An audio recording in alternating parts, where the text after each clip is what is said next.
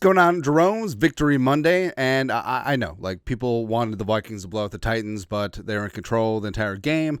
It got sort of sporty there in the third quarter, but it is what it is. Vikings closed out. Defense was strong. Slinging Sam Darnold was a reason why the Vikings won, and 8-2, you cannot sneeze on that. What'd it do? That's right. Also, what it do? Justin freaking Jefferson breaking another NFL record, another one. Most receiving yards in his first 5 seasons in NFL history, surpassing Torrey Holt, 68-01, and with 7 regular season games left this year, number's going to go higher and higher. 7,500. Could we make that almost unbreakable? Well, it's going to be an 18-game season, and then I'm sure it's going to be a 20-game season eventually. I mean, the league's just not going to stop. But we're watching history, and Jefferson is indeed that dude. Also, indeed that dude, many dudes and gals, Minnesota Vikings fans, they travel very well, especially this time of year, November, December, January, especially to a temperate climate city, like Nashville this time of year. So Vikings fans, we travel very well. Plus, it is a bit of a Nashville fan base. Also, I love this jersey, number 4, brah. And also, see, groom, because Nashville's a big bachelorette and bachelor party city. You got an old school Robert Smith. That's a good one, man. Also, you see the patina on that jersey has been through the wash a few times. That's right. Also, J. McCarthy rocking the number 9. And then, of course, Nas Reed. I respect the guy on the left rocking the Dante Culpepper jersey. It's looking good, man. Unreal Co. hoodie over on the right, their left, but it's looking good, man. All right, so the Vikings fans travel well, and those skull chants throughout the game, especially that one at the end when the game was secured, loud and proud. You love it, man. Some of you also love Andrew Van Ginkel. So there's so many good free agents on this defense. You look at Cashman, you look at Grenard, you look at Jerry Tillery, you look at Stephon Gilmore. Andrew Van Ginkel might be the most underrated player in the National Football League. And I'm not just saying free agent. I'm not just saying defensive. All around underrated. Absolutely. Will Raggett, Sports Illustrated. 8 sacks and 2 interceptions in one season in NFL history.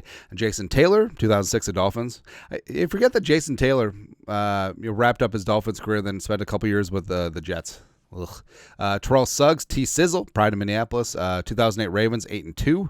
Oh, sorry, Jason Taylor, 13.5-2. It's pretty good. Bill Stanfill, 1969.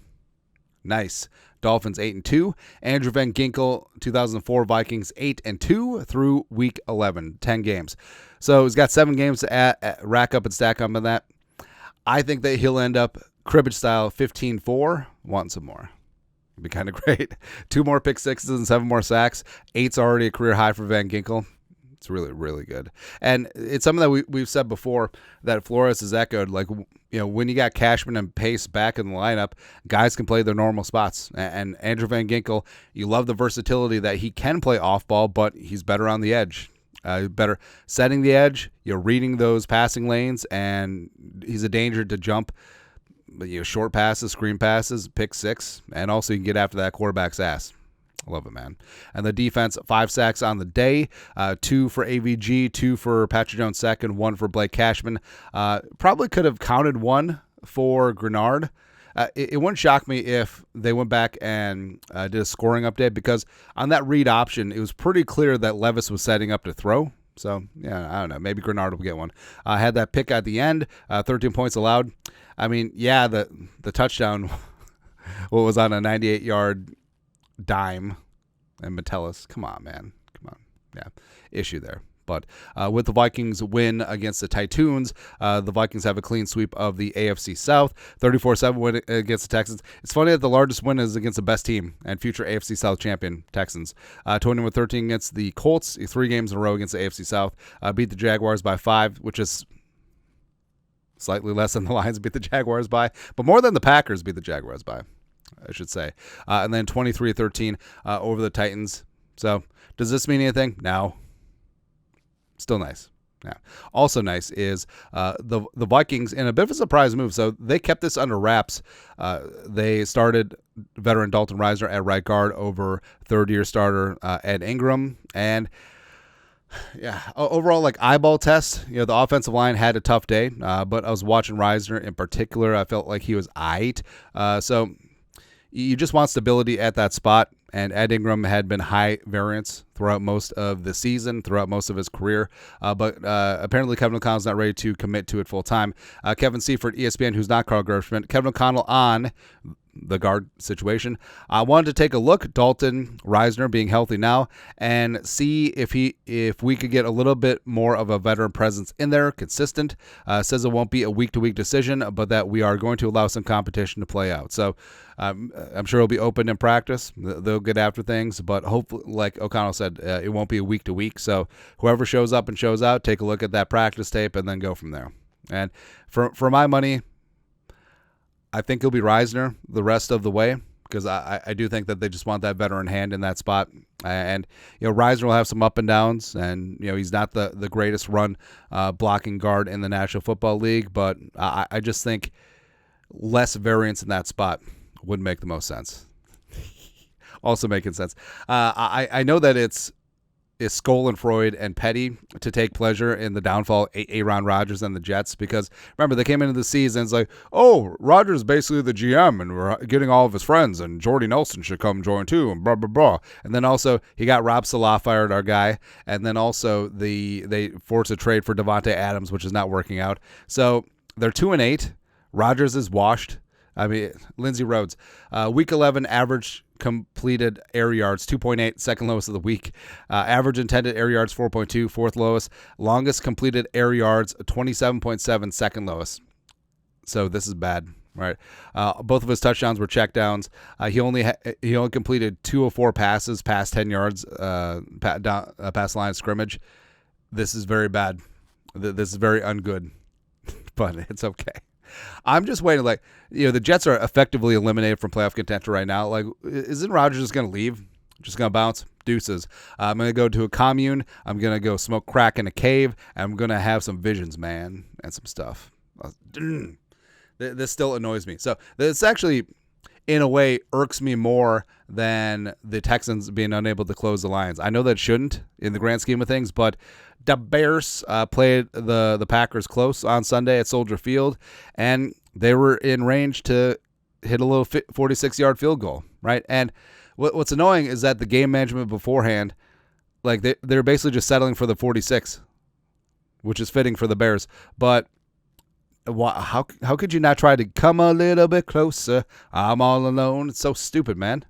They just wasted time. Caleb Williams played a great game, and it was blocked by Carl Brooks, our guy, the pride of Bowling Green. And the Bears have lost 11 straight to the Packers. They haven't beat the Packers since 2018. We've had multiple presidential elections and the Rona, worldwide pandemic, since the Packers have lost to the Bears. It's messed up, man. It's messed up. Also messed up is that the Vikings look to have a clean sweep, no loss November, 4-0 in the 11th month of the year. They are 3.5-point favorites on the road against the crooked Chicago Bears. I mean, division games are always close. They're always tough. But the Vikings, if they play to their potential on both sides of the ball, should be able to take care of things. Someone who isn't playing up to his potential is Kirk Cousins. Now, again, this is not like being petty and just Schadenfreude. But, I mean, the Falcons are in a bit of a slide, man. They're going to have a rough go of it. So they got their ass whooped up in Denver. Bo Nix looking like a superstar. Whatever. Stupid-ass Sean Payton. But, so Kurt, first time in career as a starter without a passing touchdown in back-to-back games. That seems ungood.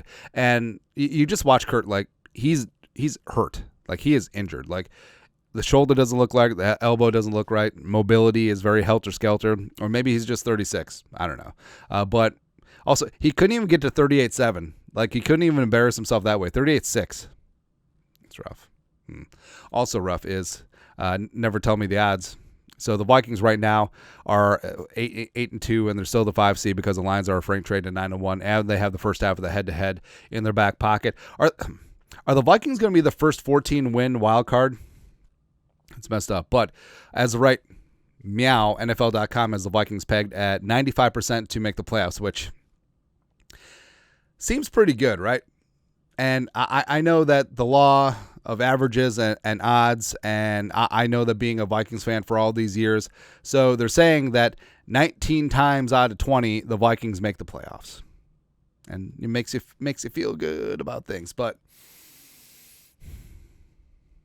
always worried. No, I do think that the Vikings have a legitimate shot to run the table. The Bears, 3 home games. Cardinals, they're on the rise, except they're at home. The Vikings should take care of their business at home. Falcons seem to be fading. Maybe they peaked a little bit too early. Got the Bears again Monday night.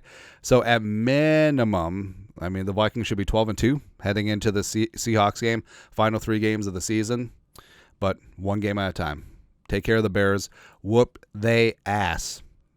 And cover the 3.5, preferably.